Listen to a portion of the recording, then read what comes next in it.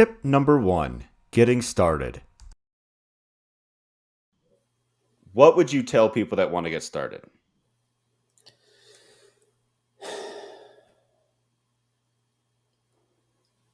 Homework is important. Pre homework. Joel Salatin said something in one of his books. It was either Pasture Poultry Profits or beef. What do they call it? Salad bar beef, or the one that you Mm-hmm. referenced. You can farm or something to that effect. Mm-hmm. The first thing you need to understand is if you're going to try to grow food for money and make a living at it, and that's my business. I'm not a homesteader. This isn't a hobby. This is a business for me. So that's where I'm coming at this from. I honestly have no idea. I mean, hobby farmer or homesteader, or you want to have a day job and live on property, that's a whole other question. If you want to run a business that depends and then you want to put food into the food system and make money doing it, figure out your customers first. Figure out where you can sell, what they're willing to pay, where do they live, how far do you have to get that product, move it to get to them, will they come to you for it? And that requires a lot of due diligence and a lot of research. There's 13 questions that you'll ask me. Where do they get that information? How do they do that due diligence? Ironically, the government has a lot of that information handy because we do have systems that talk about demographics and income levels and people's attitudes and perceptions. There are I see what you're saying. publicly available research studies that talk about people's opinions about how much money they're spending on vacation or how much money they spend on food or whatever. Okay, so you may have to dig, and I don't have any URLs to give anybody. I don't have any short answer to this question. Every situation is going to be different. You may have a chamber of commerce office. You may have a agricultural office in your county. You may have a friendly restaurateur who can give you some insights. Other farmers are great resources for that kind of stuff. Talk to them. What are they growing? Definitely. Sure, right? Um, but know who you're going to sell to, and then figure out what you're going to sell. Unless you just don't give a rip and you just want to sell what you want to sell, and then you're taking a huge financial risk. Great, but my success depends on selling a lot. I need a lot because I need money, and so I have to sell a lot. That means I have to find out what the most possible people want, which means there's a balancing act between selling a commodity product at 99 cents, like Walmart eggs, for example. Mm-hmm. I could never produce an egg for 99 cents, and I'm not big enough, nor do I want to. So, how many customers do I have in the marketplace that are willing to spend $6 on a dozen eggs? I honestly don't know, but I know there are more of them in Missoula than there are in Victor. So that's where I go to sell, right? And I got to Definitely. go run around and find them. Tip number 2, following the rules. I mean, I'm not trying to say that I blindly follow every rule out there, but I do tend to look at them and scrutinize them and say, is it fair that I can't sell 1001 chickens? Or should I really work hard to make sure that I stop at 1,000? You know what I'm saying? Yeah. Joel Yeah. Joel It's Salatin, he went through this extensively, and he said, I think he has an exemption of 1,000 or 4,000 or some number, and he looks straight in the camera and he says, "And we never exceed 1,000 chickens a year." And then he walks away. It's like the guy's a multimillionaire, and it's not because he's selling 1,000 chickens a year. I guarantee it. yeah. So anyway, Yep. Tip number 3, enforcing those rules. but the beautiful part is enforcement really isn't that strong. So no one's really kind of creeping up behind me saying, "Hey, can you show me records? Is that 1,000 or 1,001?" you know, your exemption's only good for 1,000. We're gonna ding you. No, there's nobody calling. So I don't know. Have you ever tried to count 1,000 chickens? Like, also, have you ever tried to count more than 25? It's hard. Dude, every time I walk out my pasture, I see that and I mentally go, that's 325 chickens. And then I will play the game sometimes. I'm like, okay, 5, 10, 15. Ah, jeez. I get about to 25 and it's like, okay, forget it. I can't. But yeah, Yeah. it's ridiculous. No. Tip number 4, ask questions. Go to the farmers markets, see what they're selling, figure out what they're selling. What are the prices? Take notes, take pictures, talk to people. I mean, look at it like imagine you're buying a business. What are the questions you would ask to do that? Well, how much money did you make? How do you make that money? What are the shortcomings of your business? All those kind of questions, and answer those questions, and then decide, is this something I want to do? It'll scare the hell out of you, but it's super fun. It's It's the best yeah. job I've ever had. And if you do go to farmers markets and talk to farmers, buy something from them to thank them for their time. They're like they don't like looky loos. Like they're being nice by answering your questions. You could at least take the time and, buy some zucchini or some whatever tomatoes from them. Literally anything. Uh Yeah, yeah, because they're there in the hot sun all day or in the rain or whatever, that's a great point. And that's I think just a courtesy. go take a farm tour and then hit their farm store when you're done. Give them the thank you of the transaction. Shop Yes. local, buy the stuff. Don't buy stuff you don't need. But man, if you need a dozen eggs, hey, I got these for $6. What do you think? Yeah. Tip number 5, going alone. What do you think about woofers? People like work weekends on organic farms or that type of thing, like farm help. To be honest with you, I don't know much. I'm familiar with the term. I don't have an opinion on it because I don't see controversy there. I think I am lucky that I'm able to do everything I do on this farm by myself. I mean, on a day to day basis. I don't have hired Mm-hmm. hands. I don't have staff.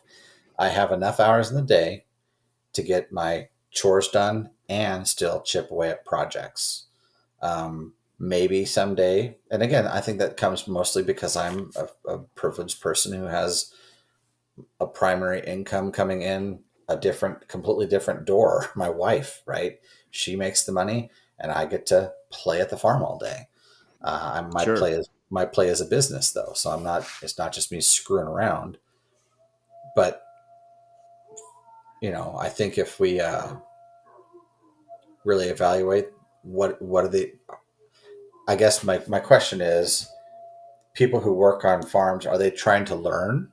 Is that what they're trying to learn? Pick up the best practices and habits and understand how businesses operate and then take that knowledge and go elsewhere and start their own farm? Is that kind of the controversy? Oh, there's no controversy. Just like some people don't like. It's more of a burden than they're worth. So when almost 10 years ago now, I worked on a beef. Their primary income was beef. They had some dairy cows and stuff like that. Um, like for 6 weeks in Montana, and I just needed to get away from whatever I was doing. That was kind of Sure. like my thing. I just whatever I was doing wasn't happy. Needed to go do this other thing, clear my head for a while. And so she was like explaining to me how oh, like woofers or farm help, I guess, not just woofers specifically, that you shouldn't run your farm or whatever operation based on that kind of help. You should be able to run it without it because they're not always going to be reliable. and it takes quite a bit of time that usually they don't have to get that help up to a level that you really need them at. I mean, it's really just like training like an employee at anything. They're like, okay, so you paid them $15 an hour or whatever, an employee to start. They are worth maybe five when they start because they know nothing, unless they're, I mean, we're talking brand new, right out of high school, never worked a job before type of skills, right? They're Mhm. and so this was me working on a farm. I've worked on my uncle's hobby farm, but he had vegetables. He didn't Mhm. have beef. He didn't have dairy cows. He didn't have things like that. I just had a work ethic. And so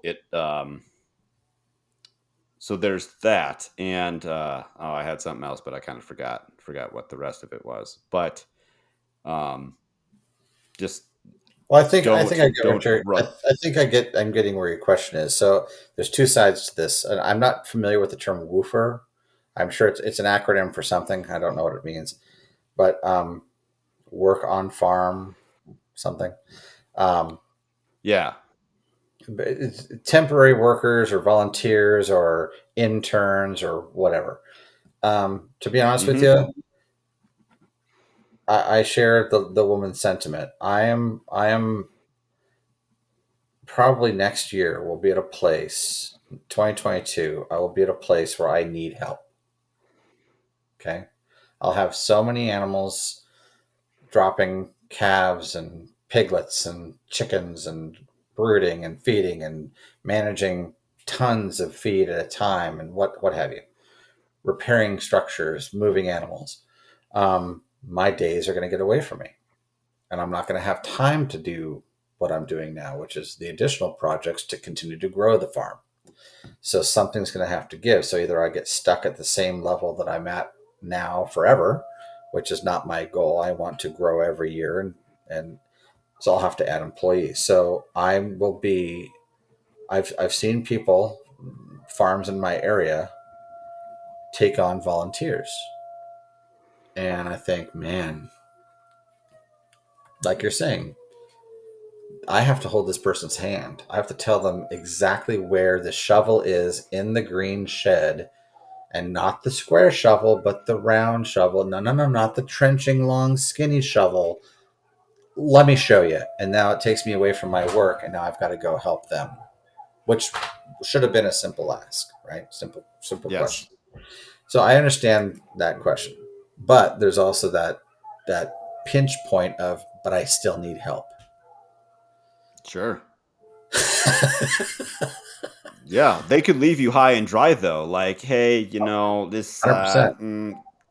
I'm not really feeling it. Just like an employee, they can leave at any time. You know. Yep, they can. And that's where you have to just build relationships with people and trust them, and Yeah, it's a decide balance. early and often, is, do I trust this person enough to have them on my farm as a coworker, support person, employee, what have you, right? And I think that goes back to a lot of how you think about the world, how you see the world. Are people out to get you, or are people generally good and willing to help and Yeah. step up? So that I Is can't this answer that person question. gonna show up on my property, break their leg, and then try to sue me? Right. Like Right. Yep. all Yep. these kinds of things. So Yeah, this is probably not the best business to be in if you're a person who's skeptical of people's intentions. probably not. No. And demographic makes a difference too, but there's bad actors everywhere you go, so you There just are, but gotta. it's, you talk about a long game. Man, I can't even imagine how big of a pain in the neck it would be to try to game some farmer out of some profit, or I mean, good God. Yeah, they're already like they'll tell you they're broke. All their assets are tied up in farm equipment and whatnot. Yeah, yeah. Tip number 6, picking your livestock. Invested a lot of money in livestock, cattle, for example, pigs, sheep, a lot of chickens. I would not have started that big. I would have started slower and gone deeper into chickens because I think chickens are by far the quickest way to start earning income. Not layers, but meat birds. Um, Sure, yeah. by far the quickest turn. Tip number 7, customers certified. Joel Salatin, one time I heard him on a video say, "Oh, we're better than organic. We're customer certified." And I thought, Nice. That's that's really the best. it is in a way though. It's playing both sides of the coin. On one hand, we spend as farmers a lot of time trying to educate folks, consumers, about the importance of choice and what a choice means if you're buying a cage free egg, which means something, a pasture raised egg, which means something, or a pastured egg. They all mean different things, but there's no legal definition. So marketers, which I am one, but in the agriculture side, play games with stretching the truth, exaggerating, using those hot button words that have been out in the marketplace to get their product sold without the consumer. So the consumer sees a cage free egg, for example, and they think, wow, that's great. California passed a law while I lived down there about, if a chicken is in a cage, it has to have so many square feet by so many square feet and so on. And that law passed because as humans, we don't want to see animals suffer as a general rule. So that seemed like a reasonable thing to do. Well, free range chickens, they can still live in a barn full time, 24 hours a day, 365 days a year. And that's a free range chicken. That chicken may Never see the sun. never see the sun, right? It may never Wow. see grass. It can live on a concrete floor covered with wood chips that get replaced every few days. Anyway, so the games that people play with words matter because when you say I'm customer certified, yes, Joel Salatin is probably one of the best people out there who has tried to educate consumers on what the terms mean and where the food comes from and those sorts of things.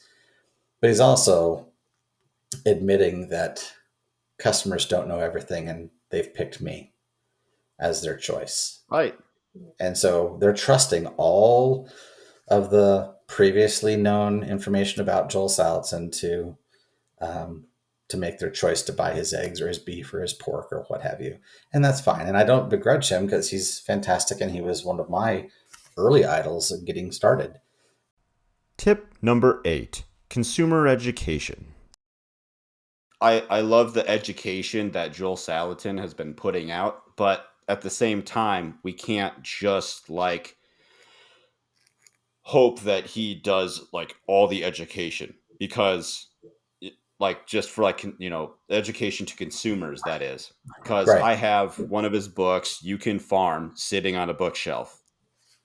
If you ask my wife who is Joel Salatin, I guarantee you she will be have like say I have no idea who that is, even Hmm. though almost every day she like sees the cover of that book and just like I don't know, Yeah. which is fine. I'm not like it's just another author. Like I'm not gonna remember, you know. I mean, to her, it's another author, anyways. Hmm. So like I'm not Hmm. gonna remember all the authors of the books that she has either. So what I'm saying is like I feel like as farmers, ranchers, homesteaders that are trying to um, sell our products, like half the battle is to educate, which as if the job wasn't hard enough, like, you Yeah. know, And that's one of the why reasons. does your egg cost $6 a dozen? Like, well, Exactly. because let's see, blah blah blah blah blah blah blah blah Right. blah. Right. And it's a very careful balancing act. I really enjoy the farm tours because of that. Going back to Joel Salatin, I think to your point, he's one guy who gets a lot of press. That's great, but did you see the press as a customer? Maybe not. So now, as a, I guess I wouldn't call myself a disciple, but someone who has learned a lot of the principles that he has used, and now I have experimented with them and have adopted them and modified them and taken other people's learnings and other people's ideas and my own ideas and have my own farm. It's my turn to affect the people I can locally. Tip number 9, farm tours. Right. One of my biggest focuses is to get folks to come take a farm tour. I don't really have to do much to an uninitiated person who just wants to come see a cow. They just want to see a cow up close. They want to see how our eggs are grown. Or maybe they don't know what they want at all. They just know we have animals here, and oh my gosh, isn't it neat? Harkening back to the 10-year-old Joe Singer who lived in a city who thought that was a cool way to spend a couple hours, right? So I Yeah. really connect with that idea a lot. And so I am my doors are always open to guests. I'd like notice so I can have my act together a little bit when they show up. But Right. we do Put on live the by presenter face. Yeah. right. But we like to live through transparency. And you go back to the certification questions. There's no, I hide nothing. If you have a question about anything, you want to see my feed bags, you want to look at the labels, you want to see how the animals are treated, here I can explain it all and show it to you. Right here it is. So, so again, touching one more time on Joel Salatin's customer certification, I think the farm tour is the linchpin to achieving that. I think getting your Sure. customers Yeah. or just curious people to come to your farm, spend time with you, get to know you, the farmer, and learn about your processes. Like you're asking me these great questions. Kids are some of the best farm tour patrons there are because they're just gleefully curious and they're not afraid to ask questions where their parents may.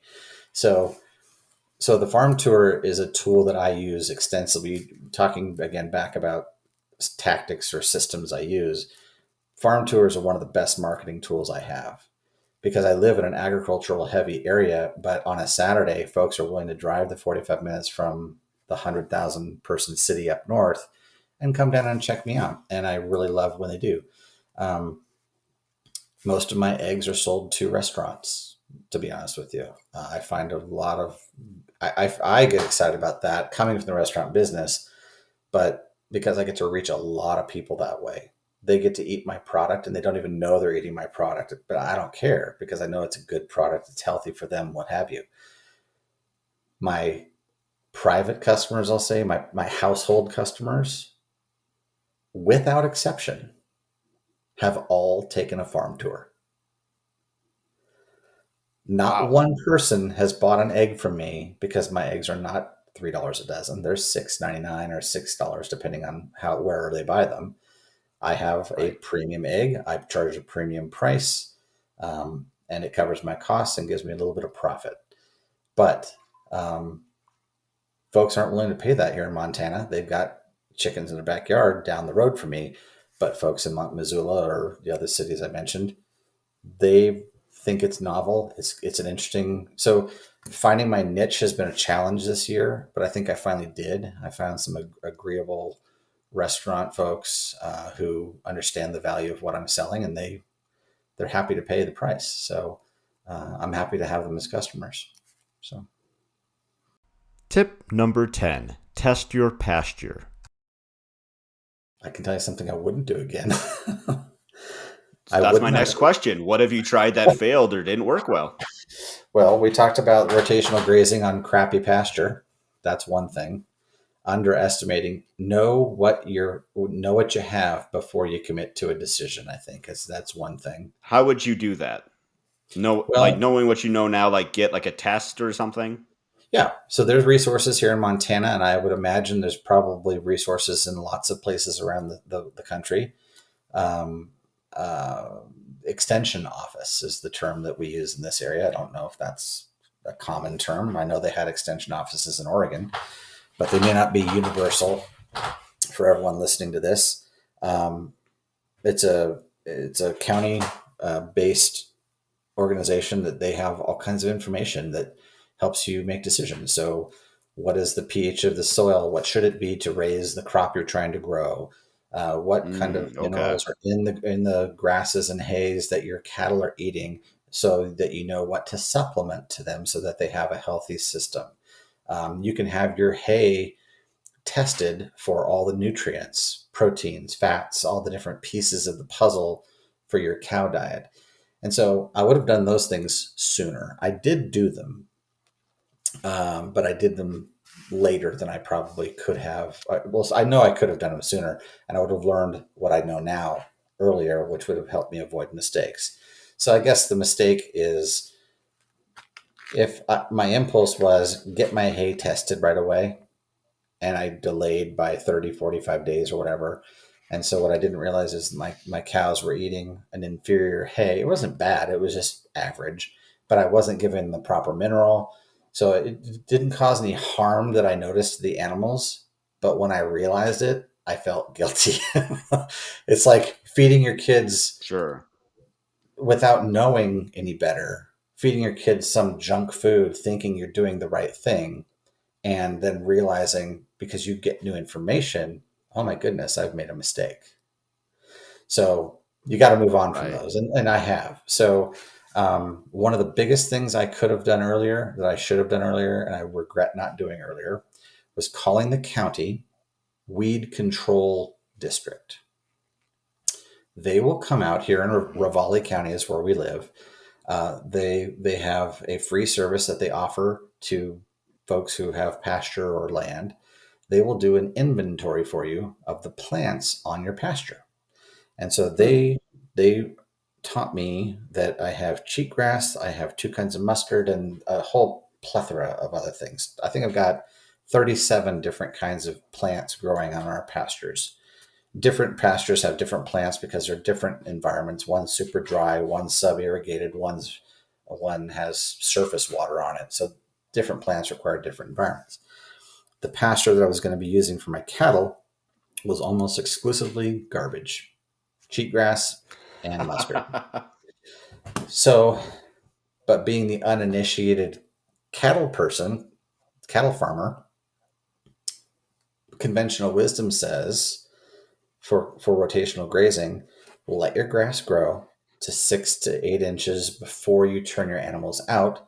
Give them a day and move them. And that way the grass has enough growth that it can feed the animal, but it can also regenerate itself. You're not eating it down to the dirt, right? So, like a good Is newbie, that the Alan Savory model? basically, yeah, I think he was Okay. the first person to discuss those sort of parameters of how to graze, but not too much, right? And then Joel Okay. Salatin took it to the next level. So I looked at my pasture. We have all this beautiful green grass growing everywhere. I thought, oh my God, this is going to be fantastic. Because we moved here in November, so it was already gone. It was already late, almost winter. So the first spring, oh my, this is beautiful. Look at this grass. I'm out taking pictures of my cows with this beautiful social media foreground of these waving grass in the foreground. And I thought I was so proud of myself at the time. And then the county Like came I've out. hit a gold mine here. Yeah. Right, I'm jackpot, man. We're doing okay. And as soon as it hit 6 to 8 inches, I turned out the cows, and they came right back to the barn after eating for about an hour. That's when I was experimenting with my rotational paddocks. They came back and they're like, "And where's the hay, knucklehead? There's nothing out there to eat."